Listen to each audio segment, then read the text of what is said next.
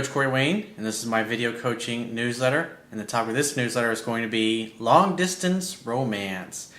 Well, I've got two emails I'm going to go through with you today. These are kind of unique, kind of weird situations you usually don't see too often, but I know I do get a lot of emails from guys that are in long distance type of relationships. So they start dating somebody, they move away.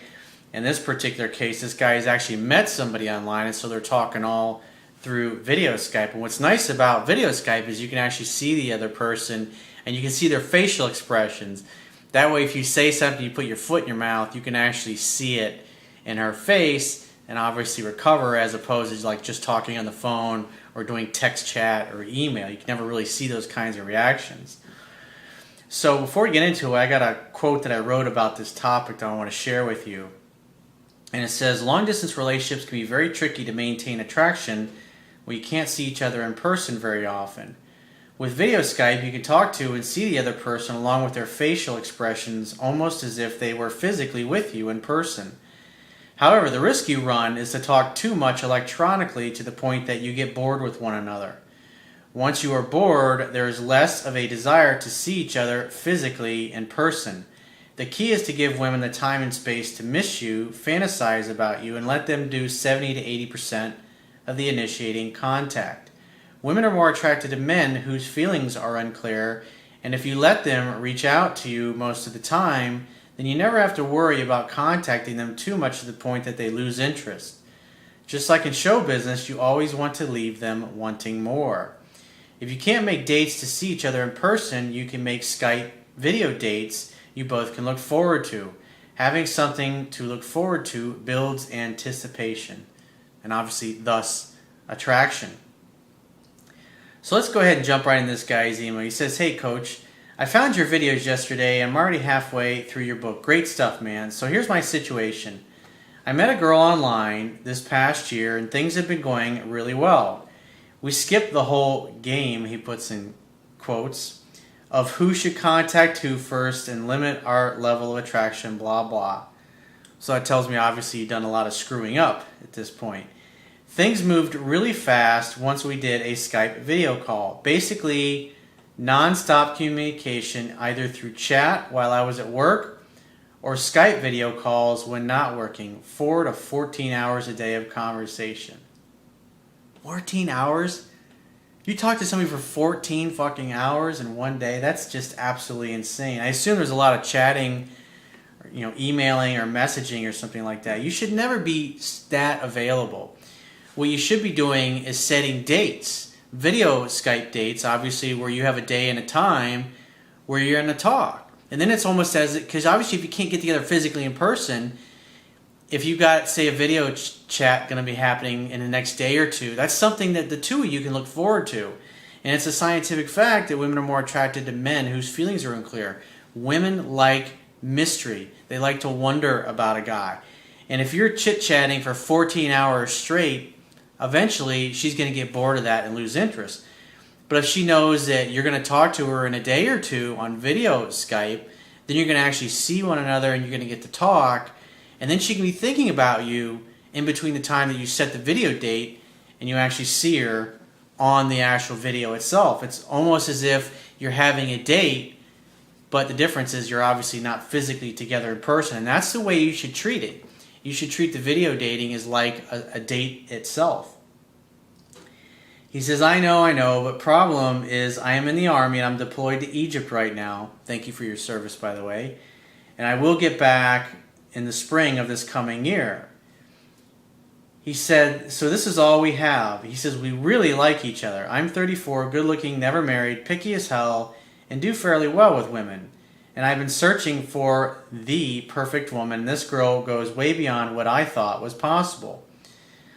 I've been looking for her over the past 6 years when I decided I was ready to find that one. Now, it's really not so much finding the one as it is to being open to meeting that one great person. You got to be ready, willing, and able. And if you're not open to it, even though you're going to see pretty girls along the way, you're just never going to really attract somebody in your life who's a good match for you, who's somebody that you really want and you look forward to. It has to be a strong desire. You have to be at a place in your life where You want to meet somebody. You've got that space in your life. You've got the place where you live together. You've got your friends. You've got your family. You got a good career. Your business is doing well. And you just feel at a place where like you have everything you need. You feel like you're complete. You're a complete, happy, whole person. And what you're looking for is somebody else to share your completeness with. That's what it means to be open to it. But if you're struggling to find a job or pay your bills or get through school and you just don't feel comfortable, now typically when a guy is not in a stable place, he's going to tend to be more apt to pursue like casual relationships, casual hooking up, having sex, open relationships, that kind of thing, without an actual relationship where there's an actual commitment. He says, she openly expressed the exact same level of interest to me and understanding how rare this is, blah, blah, blah, he says. I know a lot of people say this, but trust me when I say I do have to do my best with this one. It's like you kind of have the mindset like this is the last woman you're ever going to have a great connection with on the face of the earth. And I've just found in my own personal experience, that's just simply not accurate. You're always going to, and when you look at life in general, if you've had enough of a couple of decades of adult life, you realize that people come and go. It's like if you work in a job, it's like when you're working that job, you tend to hang out with the people that you work with, and you're doing things together socially, and then what happens? You change jobs, or one of them changes jobs. You don't see each other anymore. You don't really kind of have the same goals, same values. You don't have the same social circle. Those relationships, unless there's a deep, strong bond, they tend to kind of fade. And I noticed that, like when I was working for other people, it's like I tended to hang out with the people that I work with a lot, and then as soon as I changed jobs or went to work somewhere else, it's like those friendships and relationships just kind of, they just dissolve, and that's the way it is in life. Same thing with intimate relationships. When those intimate relationships dissolve most of the time, unless you have a really strong bond, a really strong connection, you don't really stay in touch with that person. You may for a little while, but as the years roll by, they get into new relationships, you get into new relationships, they just kind of dissolve and you stop talking to one another. Just the way it is. People come and go in your life. He says, so once we started Skyping, things went really fast. Like I said, we were talking about living together, marriage. She said she loved me, and I did as well, not too long after. And you haven't even met in person. It's like, that's insane. I do feel that I do, by the way, and I can't help it. Well, it's like you're in love with the idea because you really haven't spent time around her. You don't know what it's like waking up next to each other when you both got bad breath in the morning, or you got pillow head. Or see how she's going to be. It's like when you're all seeing each other on Skype, it's like you're both putting your best foot forward in a way. So you got to spend time with one another. There absolutely is no substitution. I get plenty of emails from guys that have a great connection like this, and then they start spending time together in person, and it's just completely different. It's a completely awkward, weird type of situation. That's why if you have some chemistry with somebody, the bottom line is you need to get together physically in person and see if that chemistry that you have electronically actually translates to what you have in person. Because think about it. If you spend 6 months or a year chatting with somebody and then you actually get together with them and you don't have that connection, then you're going to think, what a schmuck I was. I spent a whole 6 months or a year of my life, we get together in person, we have nothing to talk about. It happens. You don't want to be in that kind of a situation. He says, well, I was worried from the beginning that we wouldn't be able to sustain this level of excitement. That's why it's important, just like in show business, to always leave them wanting more. Remember, feminine energy is about bonding, connection, dating, relationships. And if you let the woman do most of the reaching out to you, because, I mean, in a typical day, women say about 8,000 words. Guys tend to say about 2,000 words. And women just like to talk. That's just naturally, instinctively how they go about their lives. And so therefore it makes total sense when you understand that ratio. I mean, it works. I've been using this for a long time, and I've been teaching this to men and women both all over the world. It's like, so when you interact with people, members of the opposite sex, in ways that are their natural tendencies, things work. But when you kind of violate those principles and you go against the natural laws of the way things are, you're going to have problems. And see, this is the problem that you run into when you talk for 14 hours at a time, where you're like maybe you're working, and so you're intermittently chatting or texting or emailing each other throughout the day, or Skype chatting throughout the day. It gets boring after a while. I mean, 14 hours, that's ridiculous. Women have, and I had a girlfriend years ago tell me this, and her mother also told me this. She says, Corey, she's got, she was taught, this was my girlfriend's mother at the time. She says, she's got to have time away from you to wonder about you, to think about you, to have time for those feelings within her to grow. And my girlfriend at the time, she told me the same exact thing, and I never forgot that, and it's so true. That's what happens when you have women that really love you and they really care about you. They'll tell you these things. They'll help you when they like you. The key is you got as a man, you got to be willing to listen. You got to be willing to take that kind of a feedback from a woman, because a lot of guys they get in their own head of the things that they want, and it's kind of like a one-track mind, and they don't listen to a woman. And eventually, when she dumps him and she's like, "You didn't listen," he's going, "What are you talking about?" And she brings up all those examples, and the guy typically is like, "Well, I didn't think you were serious about that." It's like, well, why would she fucking say it if she didn't mean it? It's like, hello. So he says, I was thinking of ways to be able to sustain her interest until I got back. And that's where you start to fall under the illusion of action. I got to do something to make her want me. I know it's counterintuitive, but the problem is you're doing too much. When you talk too much, when you're chit-chatting all day long, all day, every day, she realizes what you got going on in your life, which is pretty much nothing. There's no mystery there. There's nothing to wonder about. She doesn't have time to go back to her girlfriend and go, gee, I wonder what he was doing today. I wonder if he had a good day today. She knows because you're blowing up her phone, texting her. It gets boring. Think about it. What happens when the cat gets bored? It takes off and it roams the neighborhood. And it comes back whenever it fucking feels like coming. When it gets curious, when it starts missing home, then it comes back. It's just the way women are, man. You can't take it personally. But you violate those principles, she becomes too familiar with you, you can tell, you can see it in her face. She's not as excited, she'll kind of be looking around, she won't be as enthusiastic.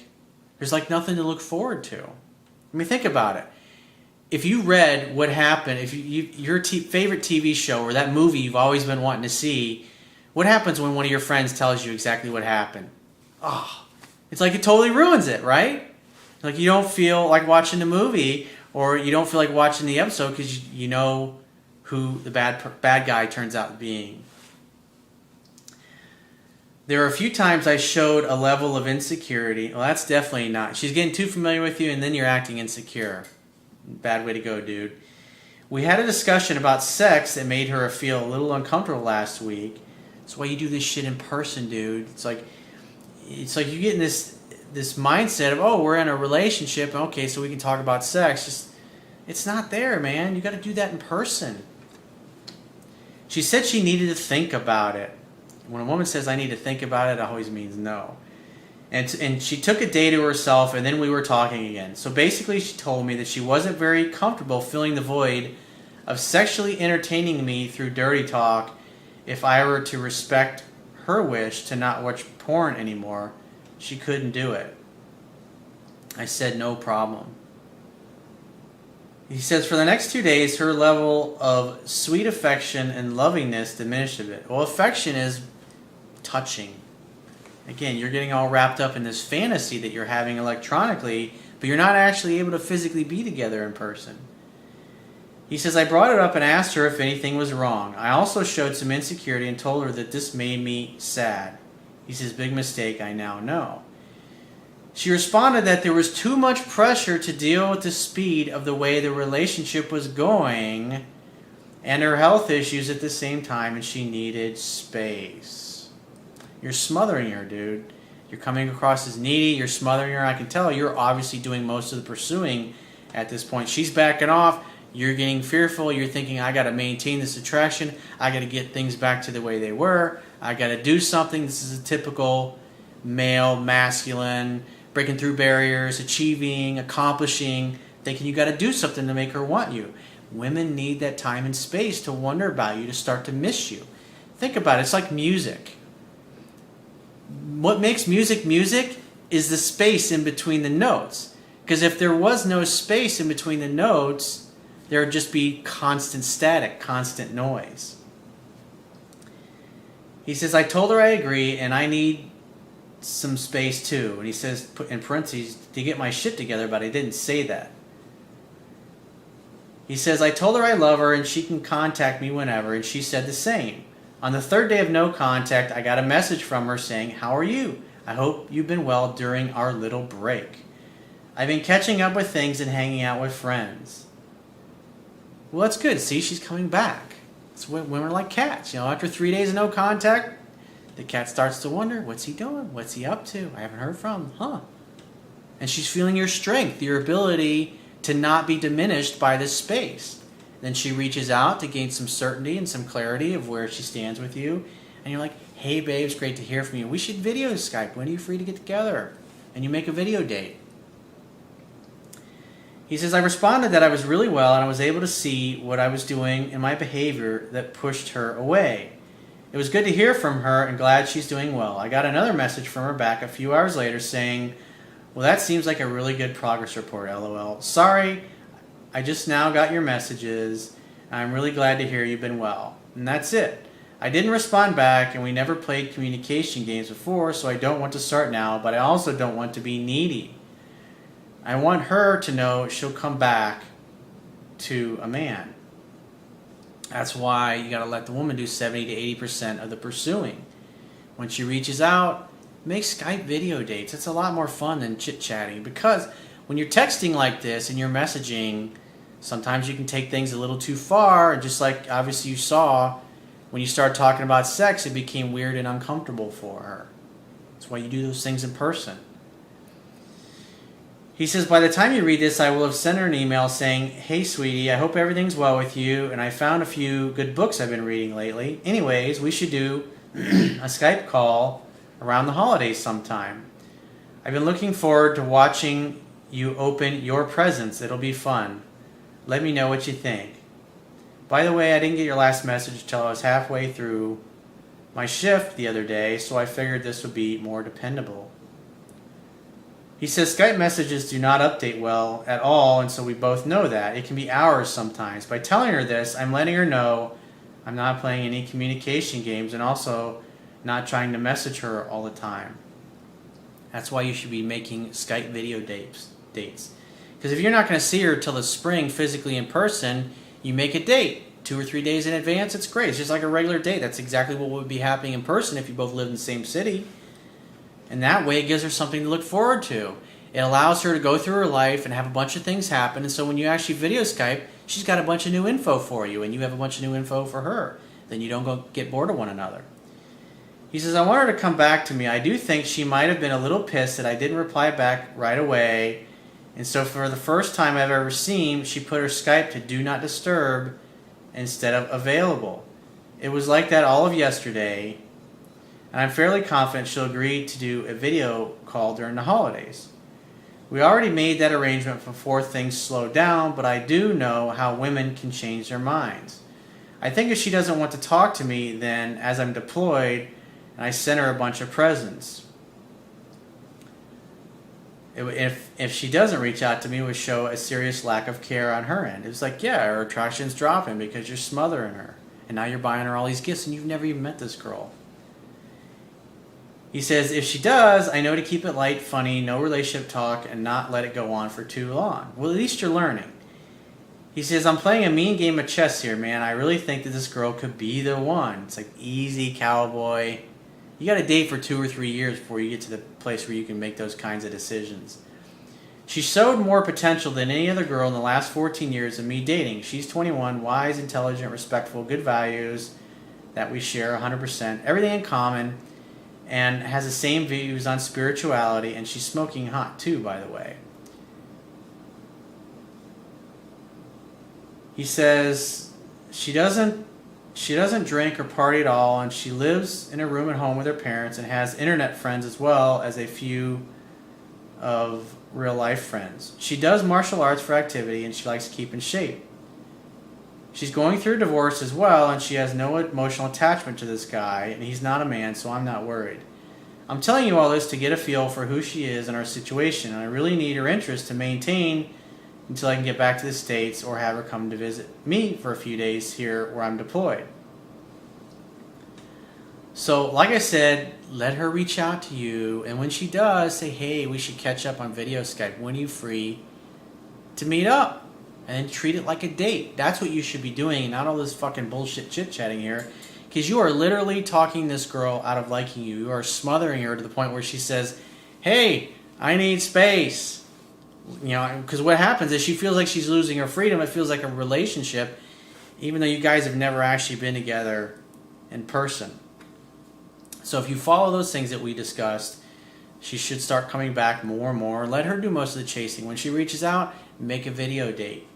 Take time getting back to her. Don't be so eager to drop what you're doing to respond to her. So let's get into the second email. This guy says, hey coach, so last night I went to a dancing party and I met this incredibly beautiful chick. I saw her standing alone on the side of the dance floor and I told her let's dance, and she agreed. She told me she'd never danced before, but since I'm a pretty good dancer, I said not to worry and relax and follow me. Women love a guy that's got confidence to dance, especially to lead her on the dance floor. It's all about leadership. It's all about being the alpha. He says, I then taught her some moves, and once she got a hold of the basic steps, we started dancing together. It's a tight couples dance, so you can pretty much talk to the other person's ear. Very cool. He says, we chatted a bit while dancing. She was very sweet, and although she was exactly like the woman I pictured in the list that you talk about in your book, I still managed to keep my cool pretty well. I could tell she dug me because I let her come to me at her pace, unlike most of the guys smothering her all night long, and she did show appreciation for that. At the end of the night before leaving, I went right up to her and said I was leaving, but to give me her number, and she did, and she also called her number herself to make sure that I got it right. Well, that's a good sign. Now, also, that means she's got your number as well. So he says, now here's my question for you. I'm going to get my visa to stay in the U.S. in about 3 weeks, but since the case took really long, the DMV is going to suspend my license starting next week until I can show them my updated immigration papers. Well, you could run the risk of driving and getting caught and getting a ticket, which is probably not a good way to go. But obviously a lot of people do that anyways. He says the problem is she lives 1 hour and 15 minutes away from where I live, and there's no alternative good way of transportation for me to use. LA without a car sucks. Where would be a smart place to set my first date, considering I won't be able to use my car in the next month? Some places midway in between, because I mean, if you didn't take care of your paperwork and now you can't drive for another 3 or 4 weeks, that's your fuck up, dude. That tells me that you're not paying attention to detail. That's your fault. And so what I would do is just get a fucking taxi, drive to some place that's midway in between, and have her meet you out for drinks. And then you can tell her about the fact that, without saying, hey, I was a total fucking slacker and I need to get my papers in order. And then maybe if things go well, maybe she can drive you back to your place. Or worst case, you walk her to her car, have a good night, you make out, and then you can hop on a taxi and take a taxi back the way home. It's not going to be cheap, but hey, you know, it's your fuck up for not letting your license expire and not taking care of your visa. He says, I want to meet her for some drinks and take it from there, and you say it's always a good idea to be close to where you live, so if things go great, you can bring her home, but I can't drive all the way to her since I won't have a car, and I don't think she's going to quite come all the way to me on a first date since she barely knows me. I wouldn't tell her about the fact that you were a slacker and now you can't drive, that your license is expired until you're waiting for your immigration papers to come through so you can reinstate your license. So I would pick a place that's kind of somewhere maybe in the middle and take a fucking taxi there. And then, like I said, when you're there on your date and you're hanging out and you're having fun and she starts touching you and you kind of guys are all over each other, you say, hey, let's get out of here and go back to my place.